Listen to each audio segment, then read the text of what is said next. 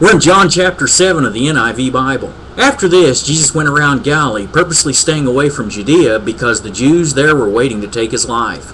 But when the Jewish Feast of Tabernacles was near, Jesus' brothers said to him, "You ought to leave here and go to Judea so that your disciples may see the miracles you do. No one who wants to become a public figure acts in secret. Since you are doing these things, show yourself to the world."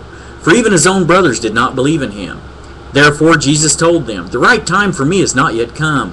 For you any time is right. The world cannot hate you, but it hates me because I testify that what it does is evil. You go to the feast. I'm not yet going up to this feast, because for me the right time has not yet come." Having said this, he stayed in Galilee. However, after his brothers had left for the feast, he went also, not publicly, but in secret. Now at the feast the Jews were watching for him and asking, "Where is that man?" Among the crowds there was widespread whispering about him. Some said, "He is a good man." Others replied, "No, he deceives the people." But no one would say anything publicly about him for fear of the Jews. Not until halfway through the feast did Jesus go up to the temple courts and begin to teach. The Jews were amazed and asked, "How did this man get such learning without having studied?" Jesus answered, "My teaching is not my own. It comes from him who sent me.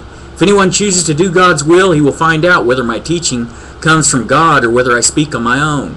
He who speaks on his own does so to gain honor for himself. But he who works for the honor of the one who sent him is a man of truth.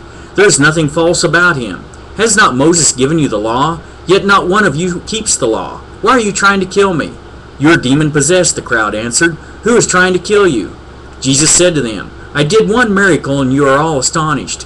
Yet because Moses gave you circumcision, though actually it did not come from Moses but from the patriarchs, you circumcised a child on the Sabbath. Now if a child can be circumcised on the Sabbath so that the law of Moses may not be broken, why are you angry with me for healing the whole man on the Sabbath? Stop judging by mere appearances and make a right judgment." At that point some of the people of Jerusalem began to ask, "Isn't this the man they are trying to kill? Here he is speaking publicly and they are not saying a word to him. Have the authorities really concluded that he is the Christ? But we know where this man is from. When the Christ comes, no one will know where he is from." Then Jesus, still teaching in the temple courts, cried out, "Yes, you know me and you know where I am from. I am not here on my own, but he who sent me is true. You do not know him, but I know him because I am from him and he sent me." At this they tried to seize him, but no one laid a hand on him because his time had not yet come. Still many in the crowd put their faith in him. They said, "When the Christ comes, will he do more miraculous signs than this man?" The Pharisees heard the crowd whispering such things about him. Then the chief priests and the Pharisees sent temple guards to arrest him. Jesus said, "I am with you for only a short time, and then I go to the one who sent me. You will look for me, but you will not find me, and where I am you cannot come." The Jews said to one another, "Where does this man intend to go that we cannot find him? Will he go where our people live, scattered among the Greeks, and teach the Greeks? What did he mean when he said, 'You will look for me, but you will not find me, and where I am you cannot come'?"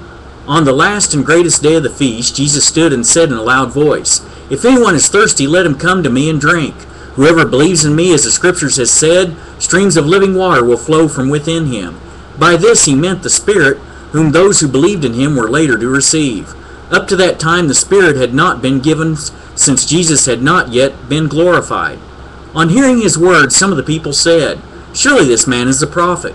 Others said, "He is the Christ." Still others asked, "How can the Christ come from Galilee? Does not the Scripture say that the Christ will come from David's family and from Bethlehem, the town where David lived?"